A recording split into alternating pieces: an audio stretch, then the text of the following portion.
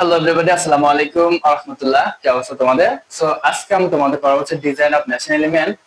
এই সাবজেক্টে তোমাদের এটা হবে তৃতীয় পার্ট। সো এই পার্টে তোমাদের যে প্রমাণ আছে, সো প্রমাণটা আমরা করাবো।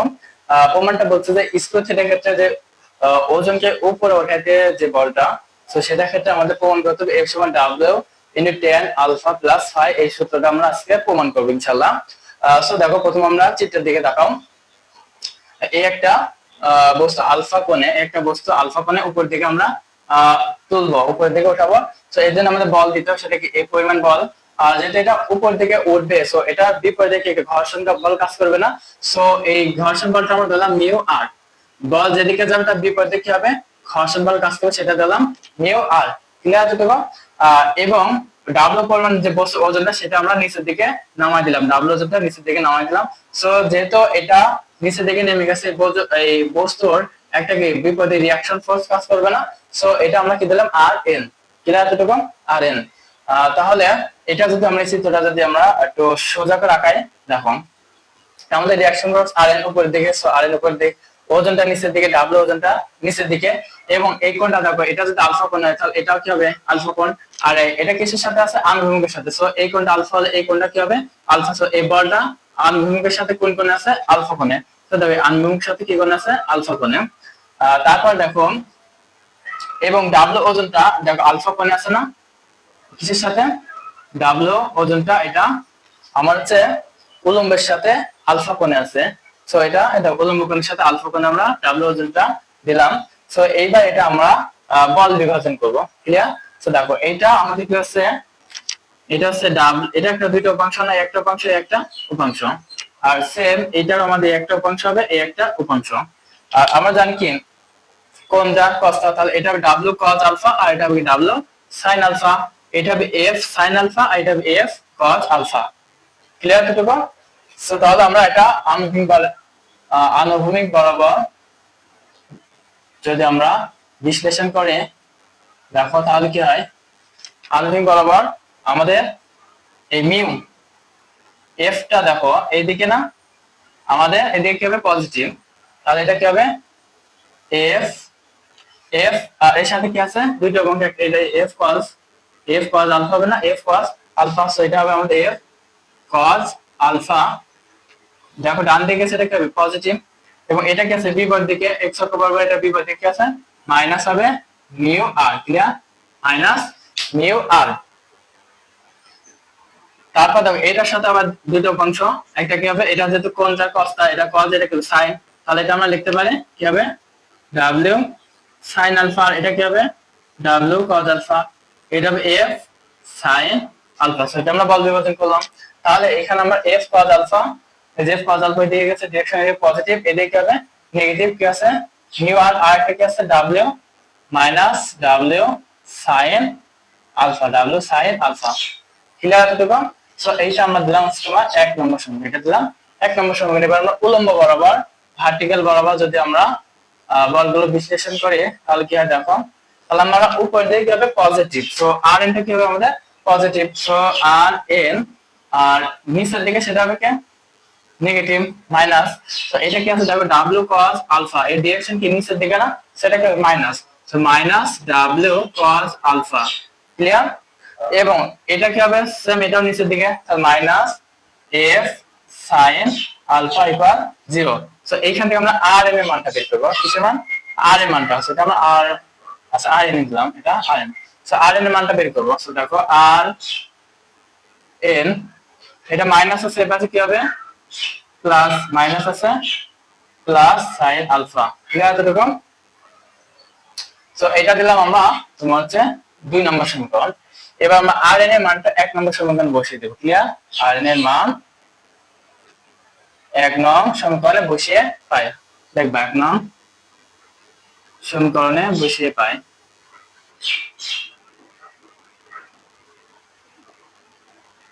সো 1 নম্বর সমীকরণ কি আছে আমার, f cos alpha minus mu is r। So r এর মানটা আমরা এটা বসাতে পারি না?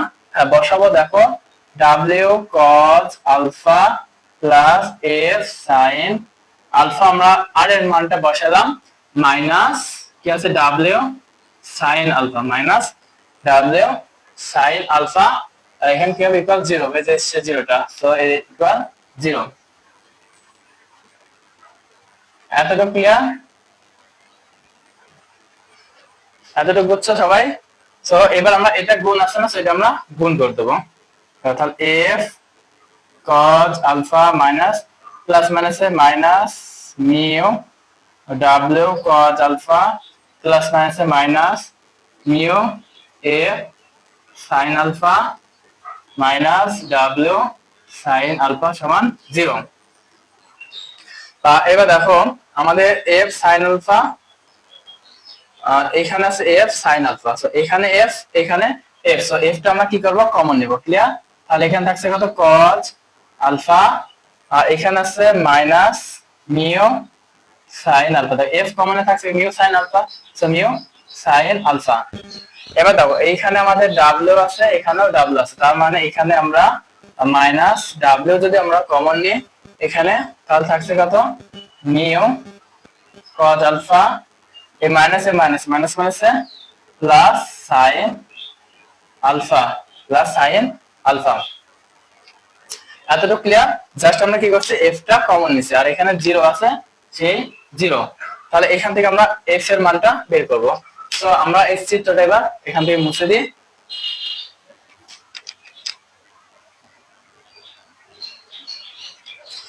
তাহলে দেখো আমরা এফটা F cos alpha minus mu sin alpha equal, এটা মাইনাস আছে আমরা ওই পাশে পার করে দিব। সো তাহলে কি হবে w এখানে mu cos alpha plus sin alpha. Clear এতটুকু? সো এবার f এটা কি আছে গুণ আছে, সো ওটা পাশে পার করে দাও।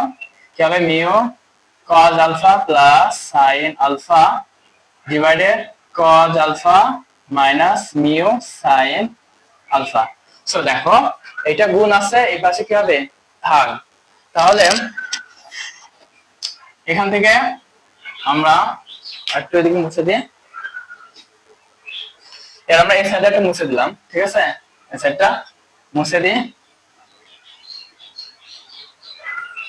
তাহলে আমরা এটা পেলাম না, এটা আবার আমরা একটু এখানে সরাই লিখি, যেহেতু জায়গা ওখানে হবে না, আর আছে এখানে লিখি এফ সমান কি আছে ডাব্লিউ, এই মিউ মিউ সমান তোমরা লেখা যায় tan phi, মিউ সমান কি লেখা যায় tan phi, so tan phi আর আছে কি cos আলফা প্লাস কি আছে sin alpha plus sin alpha, আর নিচে আছে কি cos আলফা মাইনাস এই মিউ সমান লেখা যায় আমাদের tan phi, মিউ সমান কি লেখা যায় tan phi, এখানে আছে sin আলফা।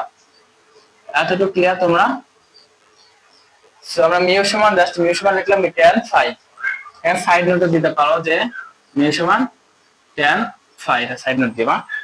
ওকে, তাহলে f সমান w, আর tan সমান আমরা কি জানি sin বাই cos, tan সমান কি জানি sin বাই cos, এখানে sin আলফা এখানে আছে cos আলফা মাইনাস tan সমান কি জানো sin by cos, so sin phi by cos phi, এখানে আছে sin আলফা। এতটুকু ক্লিয়ার তোমরা? তারপর দেখো আমরা এরপর কি লেখা যায়, বা f সমান w, দেখো এখানে আছে sin phi into cos alpha, sin phi into cos alpha, এই ফাইটা আমরা নিচে দিয়ে দেব, ঠিক আছে, প্লাস sin আলফা, এটা ভাগ আছে, এটা উল্টা গেলে এর সাথে কি হয়ে যাবে গুণ হয়ে যাবে। ক্লিয়ার? আর নিচে থাকছে কি তোমার cos আলফা, এটা এর নিচে ভাগ ছিল যে আমরা নিচে পাঠিয়ে দিলে কি হবে ইনটু cos phi মাইনাস এখানে আছে sin phi, এটা তো আমরা উপরে দিয়ে দিয়েছি এই যে cos phi, আর এখানে থাকছে কত sin আলফা। এতটুকু ক্লিয়ার তোমরা? তো দেখো তারপর আমরা এটা এখানে লিখি যে সমান w sin, আমরা এটা আগে দেব sin, যেহেতু আমরা tan আলফা প্লাস phi এর মানটা বের করতে হবে, ঠিক না, sin alpha into cos phi, যার মানে sin এ, এটা সাজালে হবে sin a into cos b plus cos a, তার মানে cos alpha into sin phi, আমরা একটু সাজায় লিখলাম, divided cos alpha into cos phi, আমরা একটা sin আলফাটা আগে দিলাম আর sin ফাইটা পরে দিলাম। যাই আমরা সূত্র ফলানোর জন্য এটা সাজালাম যে sin alpha into cos phi, sin alpha into cos phi আগে দিলাম, আর cos phi into sin alpha একটু সাজায় লিখলাম, আর cos alpha into cos phi minus sin alpha into sin phi. তাহলে দেখো এটা কিসের সূত্র? sin a into cos b plus cos a into sin b এর সূত্র আছে sin a প্লাস b সূত্র, sin a প্লাস b সূত্র। আর এটা কিসের সূত্র? cos a into cos b minus sin a into sin b। এটা তোমার হচ্ছে cos কিসের সূত্র? a প্লাস b সূত্র, cos a প্লাস b এর formula, cos a plus b এর ফর্মুলা যে cos a into cos b minus sin a into sin b সূত্রে cos a plus b। So তাহলে দেখো এটা sin বাই cos, তার মানে এটা লেখা যায় না tan, আর থাকছে কি আলফা প্লাস ফাই। সো এটা clear, tan alpha plus phi. তাহলে এটা tan আর প্রমাণ করতে দেবে w into tan alpha plus phi, এটা কিন্তু আমাদের প্রমাণিত। ক্লিয়ার,